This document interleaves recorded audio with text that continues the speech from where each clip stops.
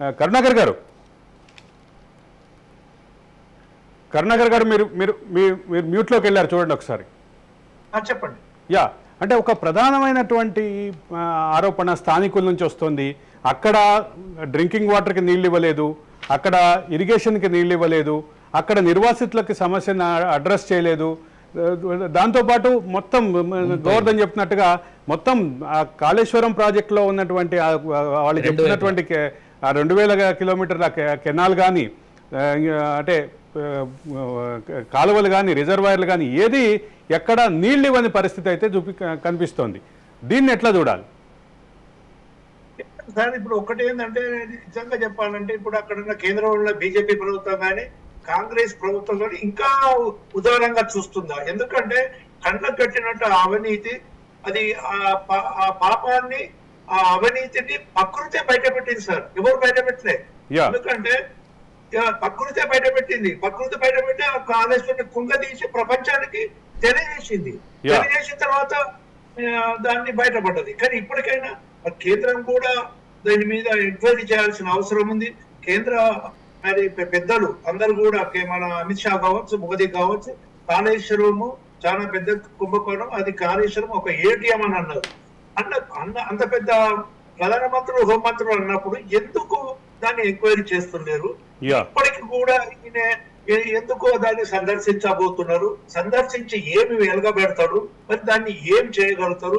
ఏంటంటే కొంతమందిని ఏదో చేయకుండా పని లేనివాడు ఏదో పిలిచి తలగొరిగినట్టు ఏదో ఒక పని పెట్టుకొని ఆడికి పోయి వీనికి వాళ్ళని తీసుకుపోయి ఒక గుంపు తీసుకుపోయి ఆడ మరి ఆ గుంపు మేస్త్రి తనం చేస్తాడో ఏమో నాకు అర్థం కావట్లేదు. కానీ దానివల్ల ఉపయోగం లేదు. నిజంగా చెప్పాలంటే అక్కడనే పోదాం. మామూలు మేధావులు కూడా, రాజకీయ పార్టీ పిలవకండి. ఎవరైతే తెలంగాణ కొరకు పనిచేస్తున్న మేధావులు, తెలంగాణ గురించి మాట్లాడుతున్న వాళ్ళను మన నీటిపారుదల నిపుణులు తీసుకుపోయి వాళ్ళతో కూర్చొని అక్కడనే ఒక కాన్ఫరెన్స్ పెట్టండి, తెలుసుకుందాం, ఎదురుగా బహుశా మీరు ఉద్యమకారుల ప్రస్తావన తీసుకొచ్చారు, ప్రాణహిత ప్రస్తావన తీసుకొచ్చారు కాబట్టి మనతో పాటు డిబేట్ లో ఉన్నటువంటి గోవర్ధన్ నే ప్రాణహిత పరిరక్షణ సమితి పేరిట తను ప్రాణహిత కోసం ఉద్యమం చేస్తుంటే కేసీఆర్ ఆయన్నే ఉరికిచ్చి కొట్టమని చెప్పిన విషయం కూడా గుర్తుండి ఉంటది మీకు. అవును, యా, అదే సార్.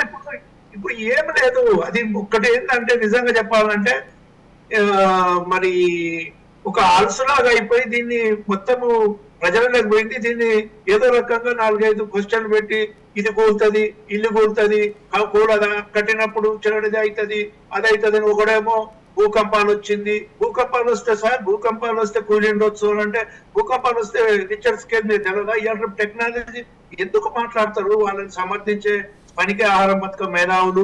నిజంగా చెప్పాలంటే అది పనికిరాని ప్రాజెక్ట్ సార్.